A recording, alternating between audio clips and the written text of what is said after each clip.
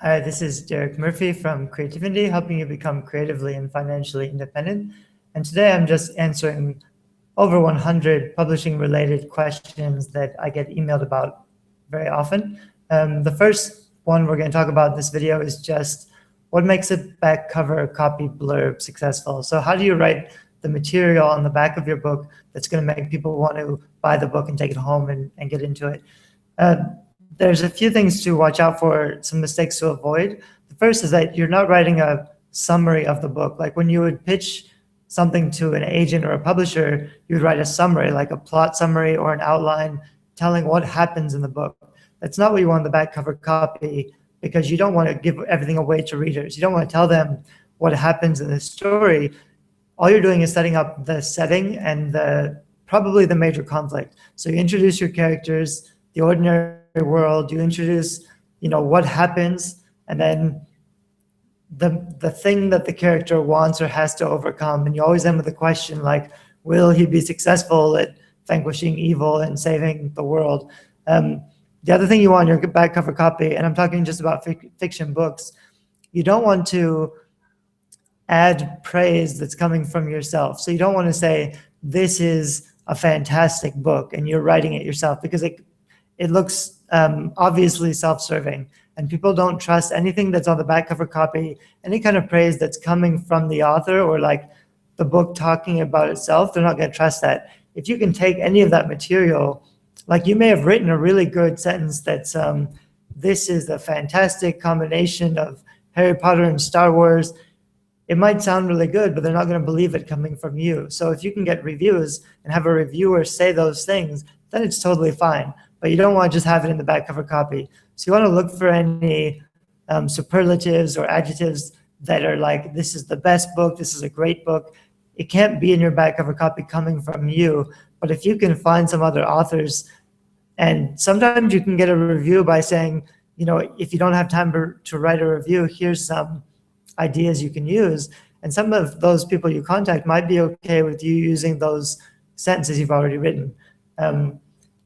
For nonfiction, you want to focus on the benefits. So you want to focus on specifically what they're going to learn, what are the problems you're going to overcome, what are you going to teach them, and also, again, have a lot of reviews. A lot of traditionally published books these days, they barely have any back cover copy at all. They just have a lot of reviews, because those reviews, you want to choose reviews that say something about the book, and not just reviews that are like,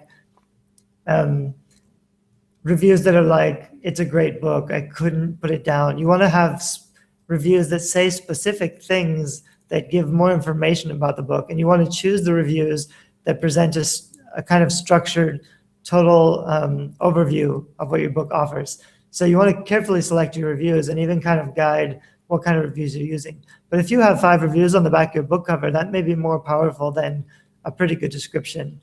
The other thing about your description, it's really hard to do yourself, to edit your own back cover description. That's something I would always pay an editor to do, especially an editor who knows a lot about sales copy, or maybe they're an expert on writing Amazon sales copy to sell products.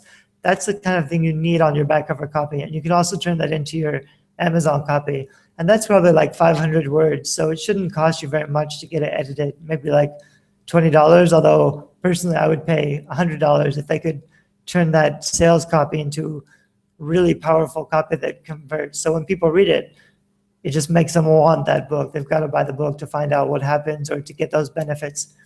Finally, on your back cover, you're going to have to put some kind of an author bio. And you don't have a lot of space on your back cover, so probably 1 or 2 sentences, really short. And you're only presenting the parts of your bio that make you either sympathetic to readers or positioning you as an expert. So for nonfiction, you're highlighting your successes. Have you sold 1 million copies of your book? Have you spoken at these prestigious affairs? You just want to focus on why you're the expert, why people can trust you on this subject.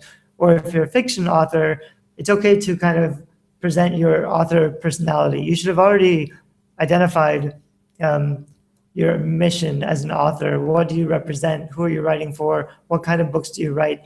And then you want to present your very short author bio as the type of persona that writes those kind of books. So, I mean, you also want to make yourself personable. So it's okay to say, you live in Florida with your family and your 3 cats named Billy and Tom and Ted. You want to offer a little bit of personality that fits in with what readers expect of the kind of author that writes those kind of books.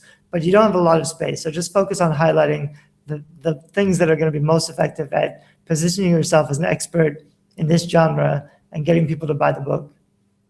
And I'm just going through and answering a bunch of these questions that people have emailed me about. The next one is, if I publish through Amazon, does that mean my local booksellers won't carry my book? And that's an interesting question I'm going to answer in the next video. So if you are interested in learning a lot about publishing and making money on Amazon, you can watch some more of these videos, or this whole thing is put out as a free ebook. So you can just follow the link down below and grab this ebook, and I'll answer a whole bunch of your publishing questions. Okay? Thanks. Bye-bye.